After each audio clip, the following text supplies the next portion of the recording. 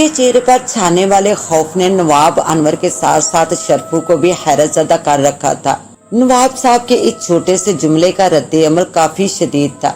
ना जाने कितनी देर इसी तरह खामोशी से गुजर गई। सख्ती के आलम में खड़े हुए करमदीन को एक बार फिर नवाब अनवर ने झंझोड़ा। क्या हुआ, तुम तो डर गए, अब ऐसा भी क्या है? छोटे सरकार, करमदीन ने हाथ बांध लिए। मैं नहीं जानता कि आपको ये बात कैसे मालूम हुई, लेकिन मैं इस सिलसिले में अपनी जुबान खोलने से कासर हूँ। पर क्यों करमदीन? इन्होंने इसे घूरा। आखिर ऐसा क्या है? आप इस मौजू को खत्म कर दें। वो अजीब से लहजे में बोला, वरना मेरी जिंदगी बर्बाद हो जाएगी। तुम्हें बताना पड़ेगा करमदीन। नवाब अनवर संजीदा हो सकता है कि मेरे इल्म में आने के बाद कोई अच्छी और बेहतर सूरत सामने आ जाए। अभी जो कुछ है वो बेहतर ही है सरकार। करमदीन ने एक तवील सांस ली। हाँ, ये मुमकिन है कि अगर गड़े मुर्दे को खाड़ा गया तो शायद कुछ और जाने भी जाया हो जाए। क्या मतलब है तुम्हारा? करमदीन ने अपना सर थाम लिया। मैं आपको क्या बताऊं और कैसे बताऊं, मेरी कुछ समझ में नहीं आ रहा। तुम सिर्फ एक काम करो। वो क्या सरकार? करमदीन ने इन्हें चौंक कर देखा। तुम मुझे इस जहन्नमी दरवाजे के बारे में बता दो।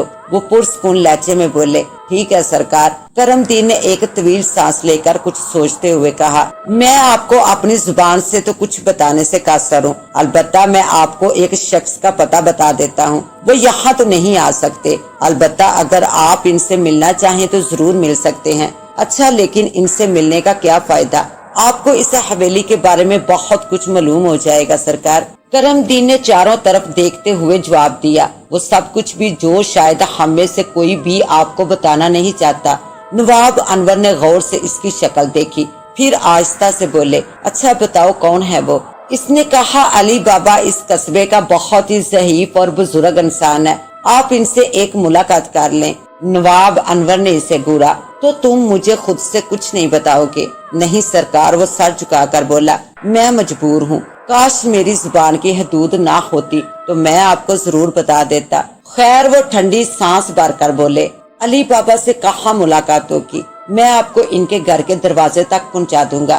ठीक है, अब तुम जाओ। जिस सुनते ही करमदीन वहाँ से इस तरह निकलकर भागा जैसे अब तक इसे किसी जंजीर से बांध कर रखा गया हो। इसके जाते ही शरफू बोल उठा, ये क्या अजीब दास्तान है नवाब साहब, मुझे तो खुद कुछ समझ नहीं आ रहा। वो अपनी पेशानी मसलते हुए बोले, मैं तो यहाँ कई बार आ चुका हूँ, लेकिन इससे कबल कभी भी ऐसा कोई मामला सामने नहीं आया। शरफू उठकर इनके करीब आ गया। फिर इसने इधर उधर देखा और सरगोशाना अंदाज में बोला, नवाब साहब मुझे लगता है जैसे यहाँ किसी असीब का साया है। इस जुमले ने तो नवाब अनवर को चौंकने पर मजबूर कर दिया। वो शरफू की शक्ल देखने लगे, फिर इनके होंठ हिले।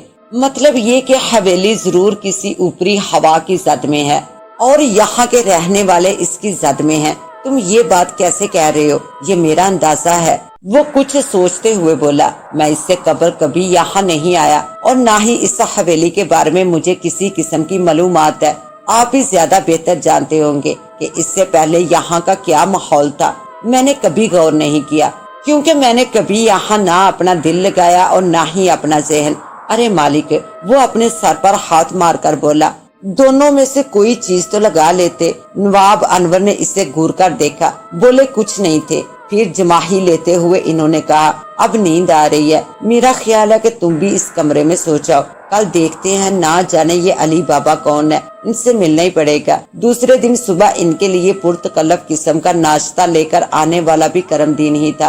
तुम्हारा साथी कहाँ है? शरफू ने पूछा था। वो सुबह सुबह अपने गाँव रवाना हो गया सरकार। करमदीन ने नाश्ता मेज पर रखते हुए जवाब दिया, 3 रोज में शायद इसकी वापसी हो जाए। नवाब अनवर ने पूछा, इस अचानक रवानगी का मकसद क्या है? इसके मंझले लड़के को काफी तेज बुखार हो रहा था। करमदीन ने जवाब दिया, इसलिए वो दिन निकलते ही निकल खड़ा हुआ।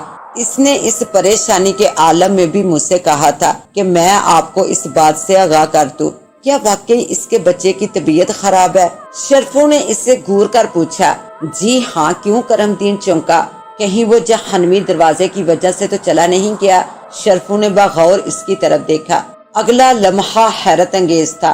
करमदीन बुरी तरह चौंका था, लेकिन फिर इसने फौरन खुद को संभाला और बोला, ना जी, ऐसा हरगिज नहीं है। अगर आप लोगों को यकीन ना हो तो इसके गांव जाकर पूछ सकते हैं।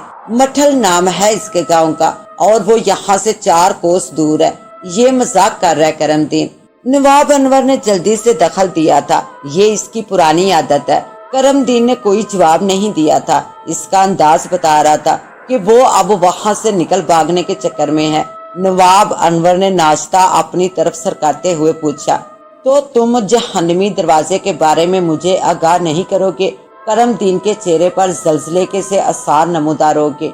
खुदा के लिए सरकार, मेरी जान बख्श दें, मतलब कि मेरी जान छोड़ दें। शरफू बोल उठा, साफ साफ कहो, मैं तो मुलाजिम आदमी हूँ। वो बोला, इस हवेली का नमक बरसों से खा रहा हूँ और वो भी नवाब साहब की मेहरबानी है, वरना अब से पहले इस हवेली में था कौन? सभी तो दुनिया से निकाल दिए गए। निकाल दिए गए क्या मतलब? ये शरफू था।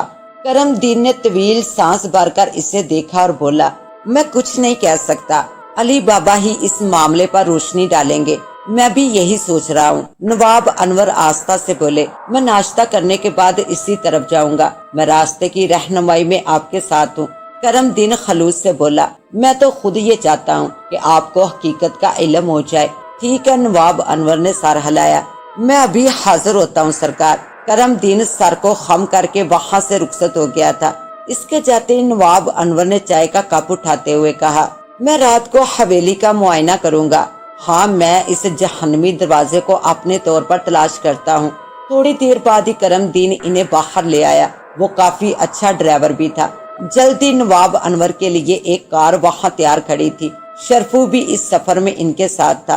करमदीन खामोशी से कार को हरकत में ले आया। जल्दी वो कस्बे की सड़कों पर रवा दवा थे। 20 मिनट की मुसाफत तय करने के बाद कार एक छोटी सी मार्केट में दाखिल हो गई। नवाब अनवर ने पूछा, मैं कस्बे में कभी इतना घुमा फिरा नहीं हूँ। ये कौन सा इलाका है? सरकार, ये औरंगाबाद का इलाका है। ये जेब मार्केट कहलाती है। औरंगाबाद, ये नाम तो कुछ सुने सुने से लग रहे हैं। करमदीन ने बताया कि ये कस्बे की सबसे बाहर रौनक और मशहूर मार्केट है। अली बाबा इस इलाके में रहते हैं। ओहो अच्छा, नवाब अनवर के मुंह से निकला। जहन पर जोर देने के बावजूद इन्हें याद ना आ सका कि ये नाम इन्होंने कब और कहाँ सुने थे। जल्द ही कार एक गली में दाखिल होकर एक छोटे से मकान के सामने रुक गई। इसके दरवाजे पर पर्दा लटक रहा था। करमदीन ने वही गाड़ी रोक दी और घूमकर नवाब अनवर से बोला, ये आस्ताना नुमा घर अली बाबा का है। आप दरवाजे पर पहुंचकर इन्हें आवाज दे। मैं थोड़ी देर बाद आपको लेने आ जाऊंगा। अरे तुम भी साथ चलो। शरफू बोल उठा, तुम कहाँ भाग रहे हो? करमदीन ने गहरी निगाहों से इसकी तरफ देखा और फिर आहिस्ता से मुस्कुराते हुए बोला, हम लोग अगर भागने वाले होते तो आज आप लोगों को हवेली खाली मिलती। जब अली बाबा आपको हालात से आगाह करेंगे तो बस उस वक्त मेरी ये बात आपके सामने उजागर हो जाएगी। अच्छा, तुम्हारी बातों को भी आजमा लेते हैं।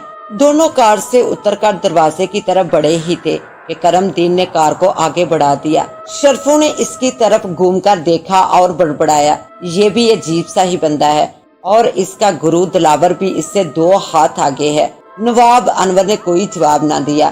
काफी बुलंद आवाज में पुकारने के बाद कदमों की आवाज उभरी और दरवाजा एक जानब सरक गया। दूसरा लम्हा हैरत अंगेज था, क्योंकि पर्दा हटते ही ऐसा चेहरा दिखाई दिया था जिससे नवाब अनवर कम वक्त में ही ज्यादा वाकिफ हो चुके थे। फिर इनके मुंह से निकला, अरे अरसलान बेग साहब आप? हाँ, ये वही बड़े मियाँ थे जो ट्रेन के डिब्बे में इनके साथ थे, लेकिन फिर एक खास किस्म के हादसे ने इन्हें डिब्बे से जुदा कर दिया था। अब इन्हें याद आया कि ये इलाका इन्हें जाना पहचाना और सुना सुनाया सा क्यों लग रहा था। डिब्बे में इन्होंने अरसलान बेग की जेब से कार्ड निकालकर यही पता दर्ज देखा था। अरसलान बेग इन्हें देखकर पलके झपका रहे थे। फिर वो कदरे मुस्कुराते हुए बोले, मेरा ख्याल है कि हम कहीं मिल चुके हैं। हाँ बिल्कुल, ट्रेन के सफर में मुलाकात हुई थी। आपकी चोट अब कैसी है? इनके माथे पर अब भी पट्टी बंधी हुई थी। बेसाख्ता अरसलान बेग ने अपने माथे पर हाथ फेरा और बोले, हाँ अब तो बेहतर है, तुम लोग अंदर आ जाओ। और फिर जल्द ही वो एक छोटे से कमरे में मौजूद थे जिसमें दरी बिछी हुई थी और एक कोने में लकड़ी की छोटी सी बेंच मौजूद थी जिस पर कुछ कागजात और दुआएं रखी हुई दिखाई दे रही थी। اسی بینچ کی دوسری جانب نرم سی گدی رکھی ہوئی تھی، شاید ارسلان بیگ اس پر نشست جماتے تھے اور پھر وہ اس گدی پر جا بیٹھے۔ انہوں نے اپنے سامنے نواب انور اور شرفو کو بٹھا لیا۔ اب بتاؤ کیسے آنا ہوا؟ تو وہ بولے، میرا نام نواب انور ہے، میں حویلی میں رہائش کے لیے آیا ہوں اور اب اس کا آخری سپوت ہوں۔ میں جن کی اولاد تھا وہ لوگ تو دنیا سے گزر گئے، اور اب جو میری اولاد ہے وہ شاید اس حویلی میں نہ رہ سکے۔ انور میاں ارسلان بیگ عرف علی بابا چونکے، تمہارا نام تو بہت سنا تھا، آج ملاقات بھی ہو گئی، ایک بات پوچھنا چاہتا ہوں۔ جی ضرور، حویلی میں کیوں آئے ہو؟ جی میں سمجھا نہیں۔ جی میں اب اپنی باقی زندگی اس حویلی میں گزارنا چاہتا ہوں، اور اگر میں یہ کہوں کہ تم واپس لوٹ جاؤ۔ علی بابا کا انداز عجیب سا تھا۔ میں وجہ جاننا چاہوں گا؟ ٹھیک ہے میں بتا دیتا ہوں۔ علی بابا نے ایک طویل سانس لے کر کہا، لیکن تم یہ وعدہ کرو کہ پھر یہاں نہیں رکو گے۔ لیکن کیوں بابا؟ نواب انور نے حیرت سے پوچھا۔ آخر ایسا کیا ہے؟ یہ ایک طویل کہانی ہے میرے بچے۔ علی بابا کی آنکھوں میں عجیب سی اداسی چھلک آئی، جس میں ایسے کئی موڑ ہیں جو ناقابل بیان بھی ہیں اور ناقابل یقین بھی۔ نواب انور بے چین سا ہو گیا اور پہلو بدل کر بولا، آپ مجھے سب کچھ بتاتے، کیونکہ میں حویلی میں بھی کافی عجیب سا ماحول دیکھ رہا ہوں۔ کیا آپ دلاور اور کرم دین سے واقف ہیں؟ ہاں، جیسے خود سے آشنا ہوں، بالکل اسی طرح۔ وہ دونوں بھی کچھ لا یقینی سی باتیں کر رہے تھے جو میری سمجھ سے بالاتر ہیں۔ انہوں نے ضرور جہنمی دروازے کا ذکر کیا ہوگا۔ آپ نے درست فرمایا، وہ حقیقت میں جہنمی دروازہ ہے۔ علی بابا کا لہجہ پر اسرار سا ہو گیا۔ اگر تم حویلی میں رہ رہے ہو تو پھر اس دروازے کی طرف جانے سے باز رہو۔ کیا دروازہ؟ کون سا دروازہ؟ کیا تم جانتے ہو کہ حویلی میں ایک تہہ خانہ بھی موجود ہے؟ علی بابا نے اچانک ہی پوچھا۔ تہہ خانہ؟ نواب انور نے چونک کر ان کی شکل دیکھی۔ ہاں، اس تہہ خانے کا دروازہ ہی جہنمی دروازہ کہلاتا ہے۔ اب میری بے چینی عروج پر ہے۔ نواب انور نے اپنے ہاتھوں کو پریشانی کے انداز میں مسلا۔ برائے مہربانی مجھے اس داستان سے آگاہ کر دیں۔ ہاں ضرور، کیوں نہیں؟ انہوں نے سر ہلایا۔ میں مختصر تمہیں بتا رہا ہوں۔ تم ایک طویل عرصے سے حویلی اور اس کے مکینوں سے دور ہو۔ شاید یہی وجہ ہے کہ ان پر اس دوران جو مصیبتوں کے پہاڑ ٹوٹے تھے تم ان سے لا علم ہو۔ مصیبتوں کے پہاڑ؟ نواب انور حیرت سے بولے۔ ہاں بیٹا، علی بابا کے لہجے میں تعصب تھا۔ بس یوں سمجھ لو کہ حویلی میں ایک بلا تھی جو ایک طویل عرصے سے وہاں منڈلا رہی تھی، یہاں تک کہ اس خون خوار آفریت نے حویلی کے تمام لوگوں کو موت کی گہری نیند سلا دیا۔ ہاں بیٹا، یہ سچ ہے۔ یہ آپ کیا کہہ رہے ہیں بابا؟ نواب انور کے منہ سے نکلا۔ شرفو بھی خوف زدہ علی بابا کی شکل دیکھ رہا تھا۔ ہاں میں سچ کہہ رہا ہوں۔ تمہاری اور تمہارے گھر والوں کی بچت صرف اس بنیاد پر ہوئی کہ تم لوگ اس بلا کی پہنچ سے اور اس کی حدود سے دور رہے، ورنہ شاید تمہارا بھی وہی انجام ہوتا جو تمہارے ماں باپ اور دیگر بہن بھائیوں کا ہوا تھا۔ نواب انور نے حیرت سے پوچھا، تو اب وہ بلا کہاں ہے؟ علی بابا نے چند لمحے توقف کیا اور پھر سرسراتے ہوئے لہجے میں بولے، اسے میرے مرشد نے تہہ خانے میں قید کر دیا ہے۔ جہنمی دروازہ اس حویلی کے تہہ خانے کا نام ہے۔ اب وہ آفریت اسی میں قید ہے۔ موت کا سناٹا اس چھوٹے سے کمرے میں طاری تھا۔ نواب انور، شرفو اور علی بابا تینوں ہی اب خاموش ہو کر اپنے اپنے خیالوں میں گم تھے۔ کافی دیر بعد اس سکوت کو نواب انور نے اپنے الفاظوں سے توڑتے ہوئے علی بابا کو مخاطب کیا۔ وہ آفریت آخر ہے کیا؟ کون ہے؟ کہاں سے نمودار ہوا؟ میں کل حویلی میں آؤں گا۔ علی بابا نے جیسے ان کے سوالوں کو نظر انداز کر دیا۔ اب باقی تفصیل وہیں پر بیان کروں گا، بس تم ایک بات کا دھیان رکھنا۔ جی بولیے بابا۔ جہنمی دروازہ مت کھولنا۔ علی بابا کے لہجے میں التجا تھی، کیونکہ میرے مرشد نے اسے جان جوخم میں ڈال کر اس تہہ خانے میں قید کیا تھا۔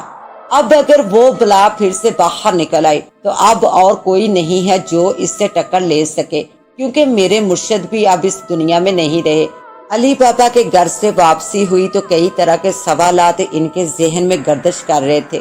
کرم دین گھر کے باہری گاڑی میں ان کا منتظر تھا، نہ جانے وہ کب واپس لوٹا تھا۔ شرفو نے آگے بڑھ کر نواب انور کے لیے دروازہ کھولا اور ان کے بیٹھنے کے بعد خود کرم دین کے برابر والی نشست پر برجمان ہو گیا۔ کرم دین کچھ کہنے کے لیے بے چین تھا۔ وہ کن اکھیوں سے نواب انور کی طرف دیکھتے ہوئے कार को आस्था रवि से आगे बढ़ाने लगा। नवाब अनवर किसी सोच में गुम थे। फिर वो एक तवील सांस लेकर बोले, करमदीन, क्या ये हकीकत है?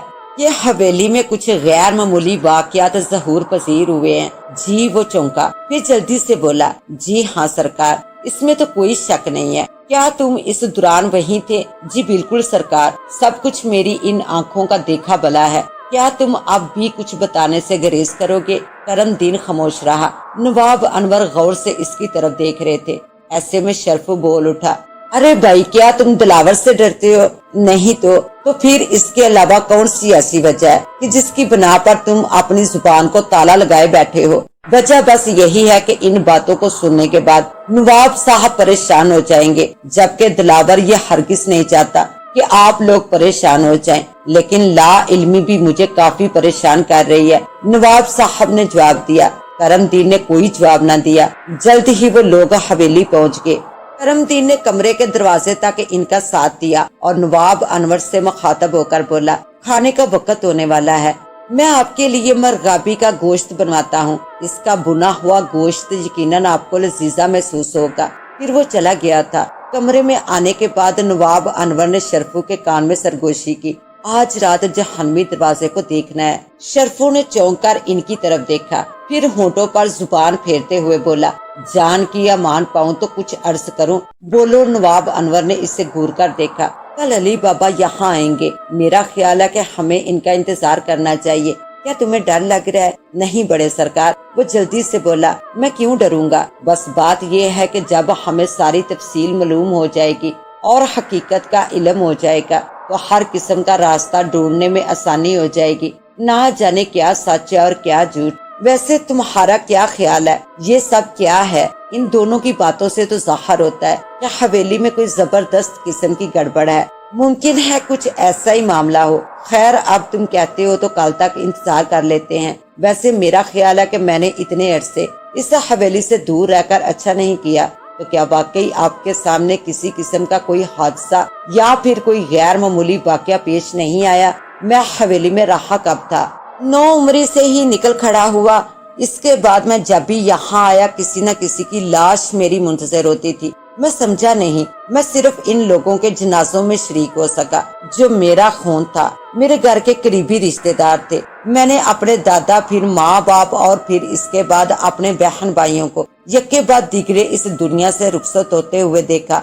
मैं इनसे इनकी जिंदगी में कभी ढंग से ना मिल सका। इस बात का आपको दुख तो होगा सरकार, दुख भी और पछतावा भी। वो ठंडी सांस भरकर बोले। फिर इन्होंने चौंक कर कहा, मैंने तुमसे कुछ कहा था? जी हुक्म करें, मैं जहन्नमी दरवाजा देखना चाहता हूँ। वो बोले, ना जाने क्यों मुझसे अब कल तक का इंतजार नहीं हो रहा। चलिए फिर बाहर निकलते हैं। शर्फू वाकई उठ खड़ा हुआ। अगर अब मैंने आपको रोका तो मेरी बुज़दिली आप पर साबित हो जाएगी। नवाब अनवर इसके साथ कमरे से बाहर निकल आए। फिर वो चारों तरफ देखते हुए बोले, मेरा ख्याल है कि सब लोग सो चुके हैं। जी हाँ सरकार, सन्नाटा तो यही कह रहा है। तुम तो माहौल की जुबान भी समझते हो शर्फू। शर्फू कुछ ना बोला। वाकई चारों तरफ नीम तारीखी और गहरे सन्नाटे का राज था। किधर का रुख करे? नवाब अनवर ने सवालिया नजरों से इसकी तरफ देखा। जहाँ आपका दिल कहे, जरा पहले खुले हिस्से का चक्कर लगाए और फिर वो हवेली के खुले और कुशादा हिस्से में आ गए, जहाँ एक कोने में बगीचा था जिसमें कई तरह के फूल पौधे और सायेदार दरख्त सरसरा रहे थे। हवा के दोष पर इनकी शाखों को देखकर यूं गुमान होता रहा जैसे वो सुरूर और मस्ती से रक्स कर रहे हो। इनके झूमने का अंदाज कुछ ऐसा ही था।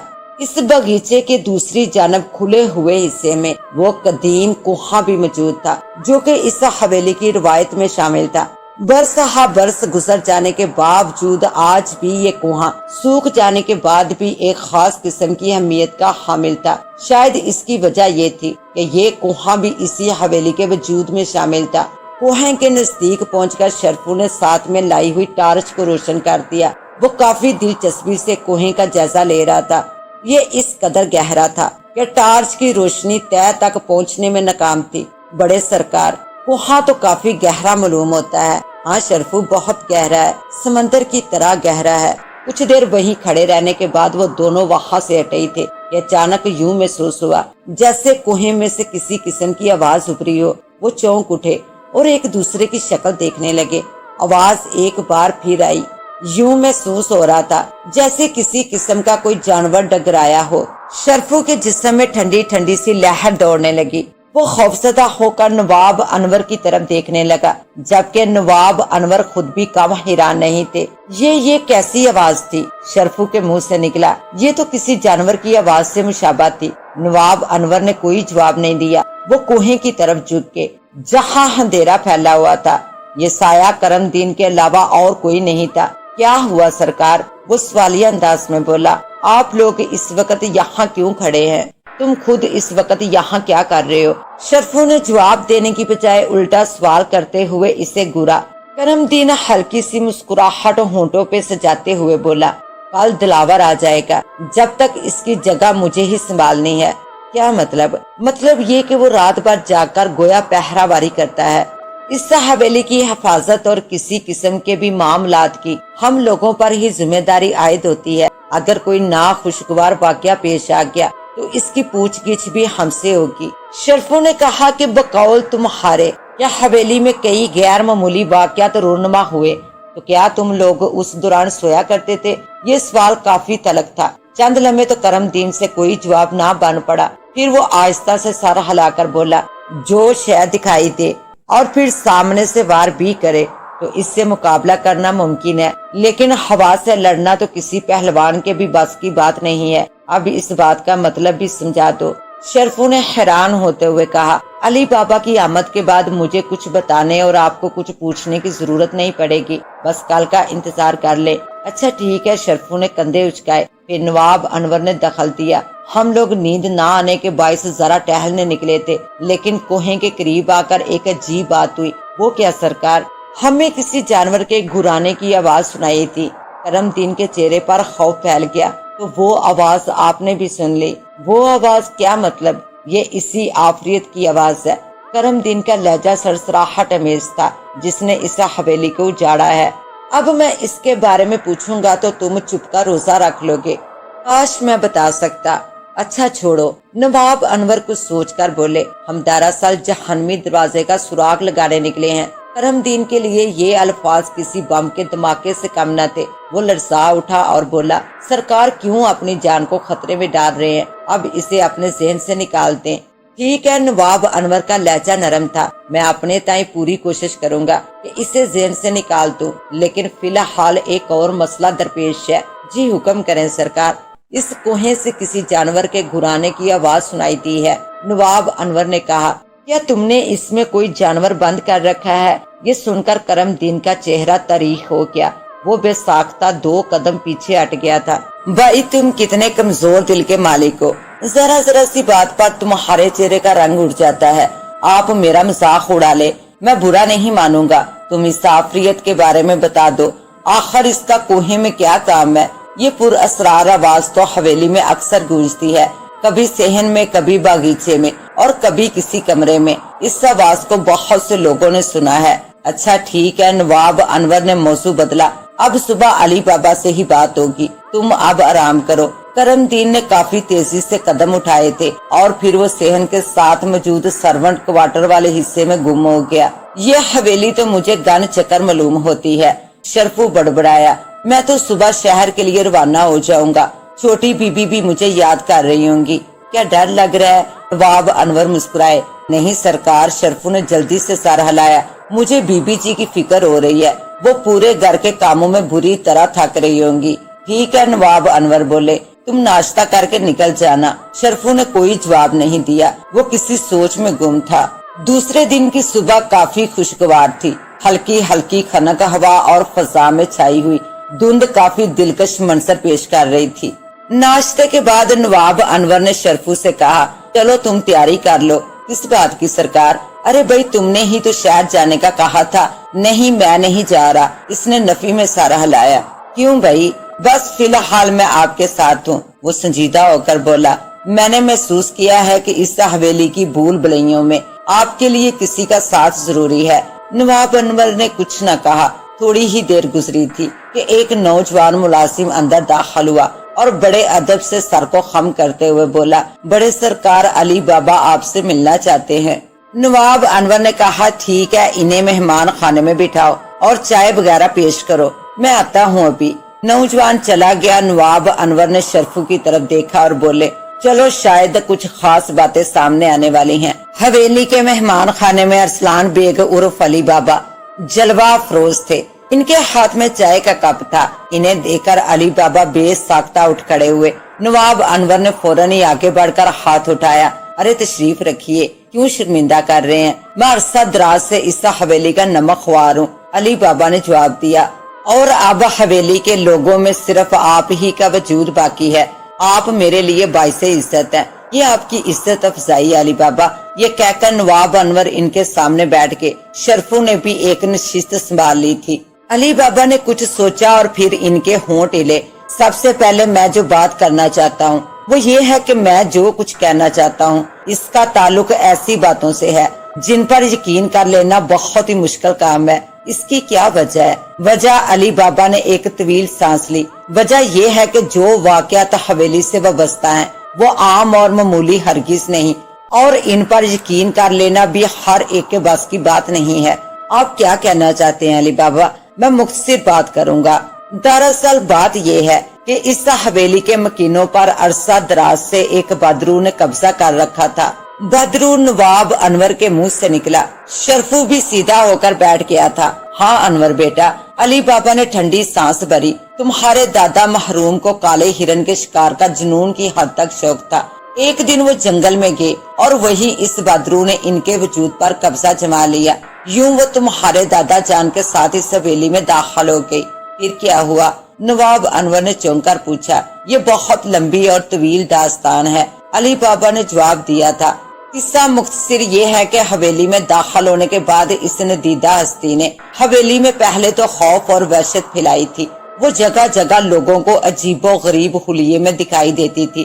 بعض اوقات اس کی شکل اتنی خوفناک ہوتی تھی کہ دیکھنے والوں کے دل دہل جاتے تھے۔ آہستہ آہستہ اس نے حویلی پر اپنا قبضہ جما لیا۔ یہاں نعت فاقی پھیل گئی، نفرتوں کی آگ آہستہ آہستہ پھیلتی چلی گئی۔ آخرکار سب اپنے اپنے کمروں تک محدود ہو کر رہنے لگے، کسی کو کسی کی خبر ہی نہ ہوتی تھی۔ اس کے بعد بدرو کا اصل کام شروع ہوا۔ یہ کہہ کر علی بابا خاموش ہو گئے۔ کیسا کام علی بابا؟ نواب انور بےتابی سے بولے۔ حویلی میں رہنے والے لوگ آہستہ آہستہ موت کی طرف قدم بڑھانے لگے اور پھر یہ حویلی ویران ہوتی چلی گئی۔ پھر کیا ہوا؟ آپ کے والد محروم کی موت کے بعد میرے مرشد نے اتفاق سے حویلی کا رخ کیا۔ اس بدرو سے انہوں نے باقاعدہ جنگ لڑی اور اپنے عملیات کے ذریعے اس کو اپنے قابو میں کر لیا۔ اس جگہ میں میرے مرشد بھی اپنی جان سے ہاتھ دھو بیٹھے، لیکن وہ بدرو آج بھی اس حویلی کی قید میں ہے۔ اگر آپ کے مرشد نے اسے زیر کر لیا تھا تو پھر اپنی جان سے ہاتھ کیوں دھو بیٹھے تھے؟ شرفو بول اٹھا۔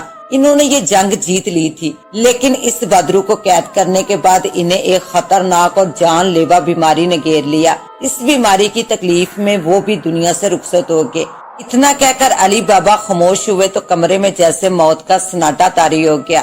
اس وقت اگر ایک چھوٹی سی سوئی بھی پھینکی جاتی تو شاید اس کا بھی دھماکہ سنائی دیتا۔ ایسا ہی سکوت طاری ہو گیا تھا۔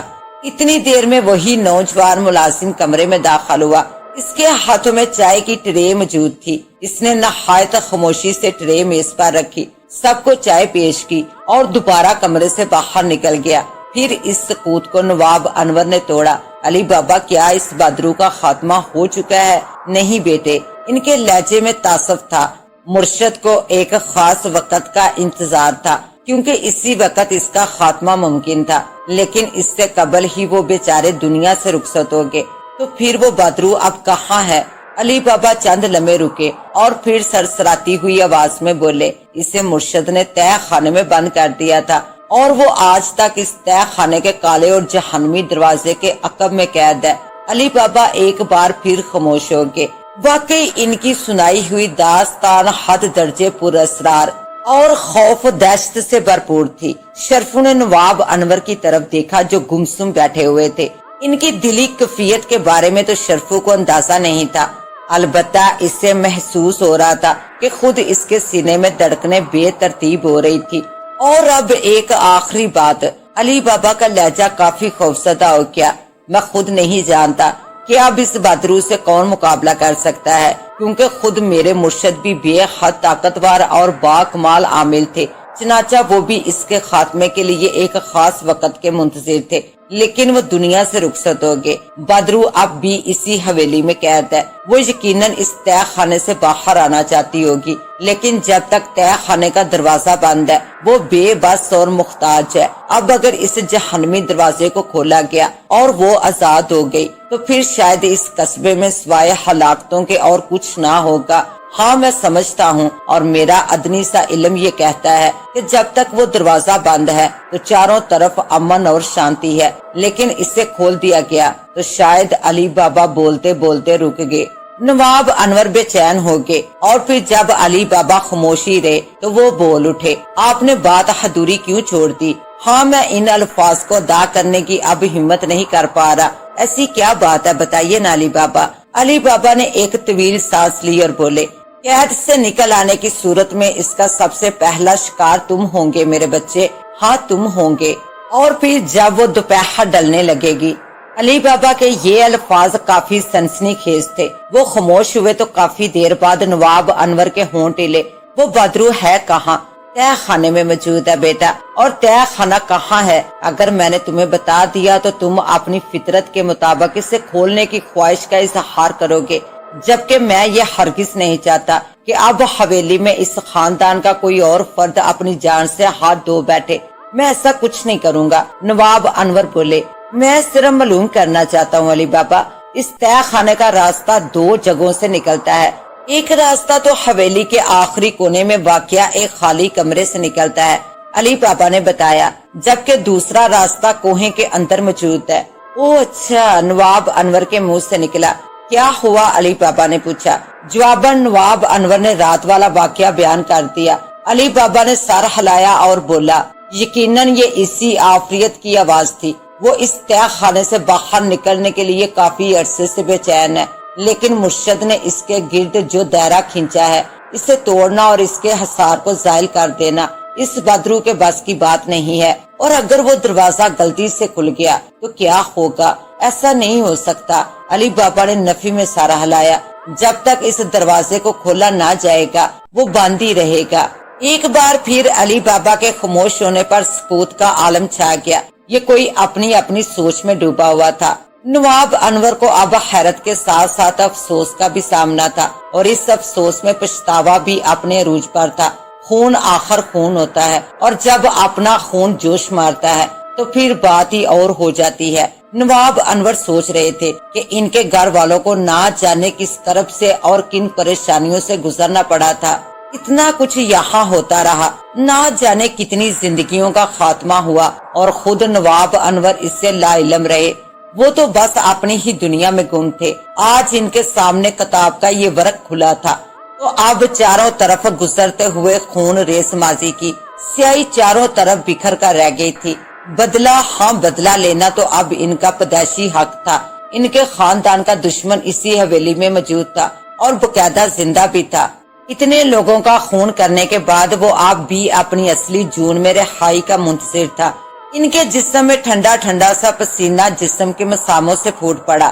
ایسے میں شرفو کو یاد آیا، علی بابا ٹرین کے سفر کے دوران آپ کے ساتھ کیا حادثہ ہوا تھا؟ آپ کے سر میں چوٹ کیسے لگی تھی؟ علی بابا چونکے، پھر جلدی سے بولے، میں خود اس کو سمجھنے سے قاصر ہوں۔